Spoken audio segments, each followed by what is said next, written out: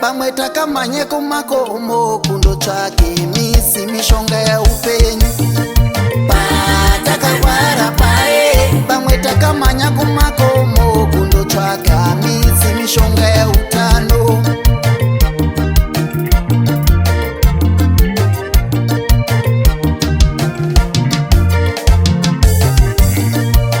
Pazvakaoma paye pamwe takakwire makomo kundotsvake nzinde mishonga yaupenyu. Pazvakaoma paye pamwe takakwire makomo kundotsvake mizi mishonga yaupenyu.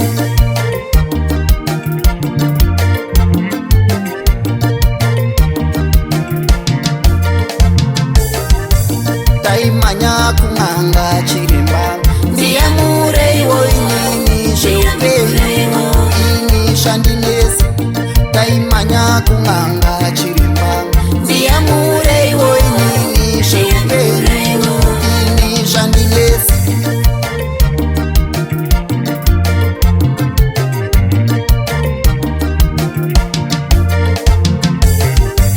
Taipiwa mishonga yatisingakoni kududzira mamwe makona kwanzinde upfumi. Taipiwa mishonga yatisingakoni kududzira mamwe makona kwanzinde upfumi.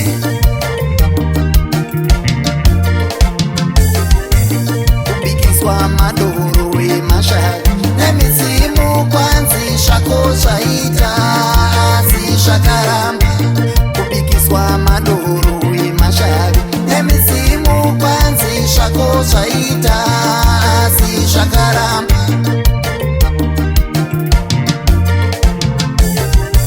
Takatsoti pembenu pavipai ndokuona kune mumwe chete anopa upenyu. Takatsoti pembenu pavipai ndokuona kune mumwe chete anopa upenyu.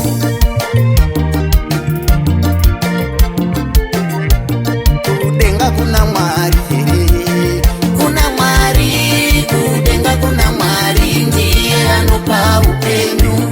Kudenga kuna Mwari ndazviona, kuna Mwari, kudenga kuna Mwari ndiye anopa upenyu.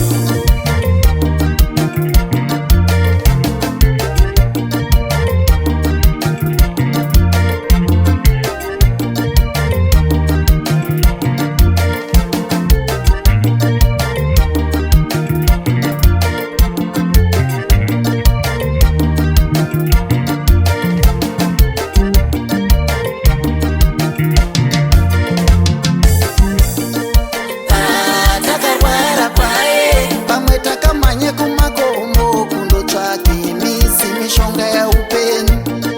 Patakarwara paye pamwe takamanya kumakomo kundotsvaka misi mishonga yautano.